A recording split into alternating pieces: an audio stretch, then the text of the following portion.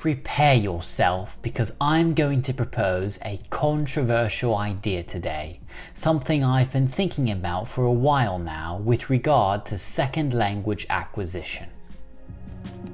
Today, we're going to do something pretty wild, pretty extreme, and that is extend the traditional CEFR language system with an additional level or two. And I want your feedback. So, in case you're unfamiliar, the Common European Framework Reference, or CEFR for languages, provides these competence degrees that are quite popular among language learners. You might, for instance, hear someone say, "I speak French at an A2" or "I'm B1 in German." Currently, there are 6 categories that range from A1 to C2 under the rubric of Basic User, Independent User, and Proficient User for the A's, B's, and C's respectively. The model was launched in 2001, and while you'll often see learners discuss the levels casually based on self-assessed comfort, you can in fact take exams and earn certificates with accredited organizations, although, as the name would suggest, they're mainly for European languages. In short, the levels can be described like this. A1 is beginning, A2 is elementary, B1 is intermediate, B2 is upper intermediate, C1 is advanced, and C2 is proficient. And these are defined through essentially can-do statements. For example, an A1 student can understand only very basic expressions, introduce him or herself, and maybe ask questions about personal details. By comparison, a B2 student can understand the main ideas and difficult texts and interact spontaneously with little strain. And these levels are by no means achieved linearly, especially in a classroom setting. If anything, the time and energy commitment required to advance to each next stage is almost logarithmic. Reaching B1 from A2, for example, is considerably easier for most than reaching C1 from B2. Motivated language learners often make rapid progress in the first few months of the journey, but then, as the novelty wears off, experience a plateau that is difficult to overcome without true immersion in the target language. This is definitely something I experienced personally in Spanish by the end of high school.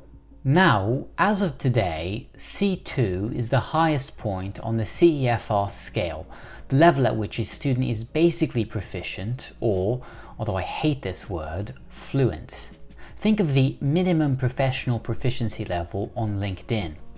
At this stage, a student can easily understand almost all spoken or written content and express him or herself with detail in complex, unrehearsed scenarios. But, you see, I don't think this is sufficient. I think there ought to be a 7th level, a C3 if you will, that extends beyond the expectations of C2. This would be that ultimate stage that aligns with LinkedIn's full professional proficiency or even native or bilingual proficiency. That's what I'm proposing today. And although I'm far from the first one to suggest this, I do think I have a somewhat unique take based on my particular interests in linguistics. Okay, so if C2 in one word is proficient, C3 is articulate, perhaps the largest single leap in the system. A C3 student can not only understand everything read or spoken to a native-like degree, but he or she can express abstract ideas as fully and eloquently as an educated native speaker, complete with a sophisticated vocabulary and command of the language, free from grammar and syntax errors. Think of it maybe as hyperfluency. This is sometimes described as an academic or university level. I'd say the equivalent of full professional proficiency on LinkedIn. Then, there could also be a C3+ for language learners who, in addition to what I just mentioned, have achieved the rare feat of proficiency in the target language's phonological system as well, which for reasons we discussed in previous videos is extremely difficult for adults to do. This means that a C3 plus student could be placed in a professional setting and native speakers would find his or her speech indistinguishable from their own in terms of cadence and pronunciation, so no detectable foreign accent. This would be like LinkedIn's native or bilingual proficiency level.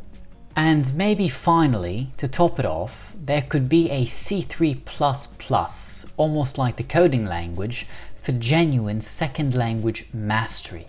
For English, Vladimir Nabokov comes to mind in literature, but I mean that's way out there.